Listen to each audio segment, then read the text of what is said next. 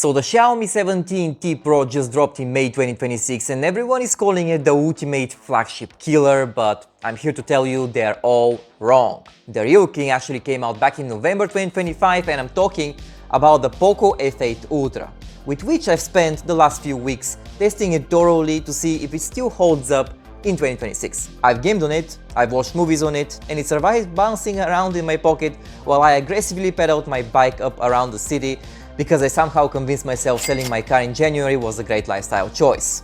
Spoiler, this phone handled the dirt road much better than my legs did. Let's get right into it. So first off, we'll talk raw power.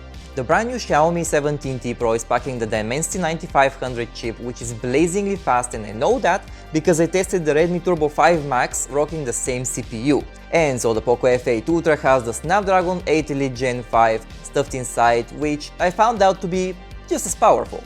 The difference? Well, you can see it from this screenshot, which I'm gonna put right about here, and surprise surprise, it's not much at all.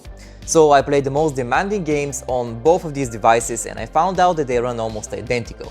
So one very good benchmark when it comes to gaming is Genshin Impact, which is a game that I love and I've been playing for the last 5 years, basically ever since it came out. And it does take a tad bit to load its shaders in-game when you launch it for the first time on both of the phones. But it's smooth 60 FPS sailing after that, and while both phones got pretty warm during my testing, the performance stayed consistent. And of course, I tried other games as well. The likes of Call of Duty, PUBG, Asphalt and anything else would run buttery smooth, as well as some competitors to Genshin Impact like Wuthering Waves and Where Winds Meet. Of course, I wouldn't expect anything less from the top tier CPUs on the market right now, but if you will be dropping $1000 on a device, you might as well want to have the best performance for the least amount of money, and that would still be the POCO here compared to the Xiaomi. Now, Xiaomi did go completely overkill with the 7000 mAh silicon carbon battery in the 17T Pro.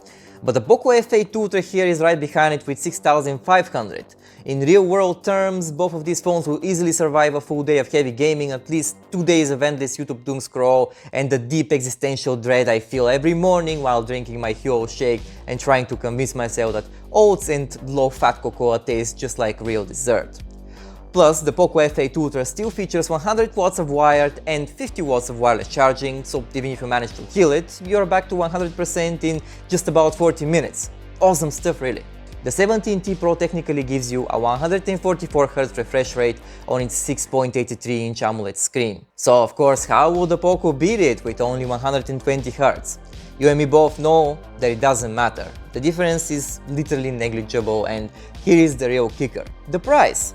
Because the POCO F8 Ultra has been out since November, you can grab it for around $640. You are getting top-tier flagship level performance for a fraction of the cost of the newer models, and because of these rising CPU and RAM costs, this is honestly the smarter choice here. I believe the 17T Pro is around $200 more expensive depending on where you buy it from, but let's talk a little bit about the cameras. Usually when a phone brand spends all their budget cramming flagship processors and cooling systems into a device, they slap a couple of potato sensors on the back here and hope you don't notice. But the POCO F8 Ultra actually packs a surprisingly capable triple 50-megapixel setup with that 5x Periscope telephoto lens. So to test the detail and edge detection here, I didn't shoot random stuff, no. I got right in the face of local wildlife. Look at this close-up of the cat. The sharpness on the whiskers, the textures of the fur and the natural depth of field of this telephoto lens is genuinely impressive to me. It does look a tiny bit processed, as it should, but it's overall super pleasant image. Same thing with the sleeping dog here. The dynamic range handles the harsh highlights on the fur and the shadows on the pavement without blowing anything out. It's absolutely stunning how good this phone does and how good it nails the focus and dynamic range 90% of the time.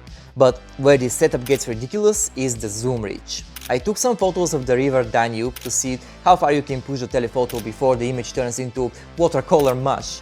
So from across the river, there are these cows that look like tiny specks on the sand. So switching over to the optical lens, you can see that at 30 times and even 100 times zoom, you can clearly count the herd hanging out under the tree line. The AI does an amazing work here. Here's also some zoom shots from the bridge architecture across the river connecting Bulgaria and Romania, as well as some industrial cranes on the opposite bank. This lone house here, tucked into the hillside, is from a 30 times in the Alps of Italy. But I think that by now you get the point. The Periscope lens does some very heavy lifting, and the AI algorithm polishes every photo in a good way that surpasses my girlfriend's S24 Ultra, and that says a lot. Is it going to beat a Vivo X300 Ultra or an Oppo Find X9 Ultra or literally any other phone above $1,200?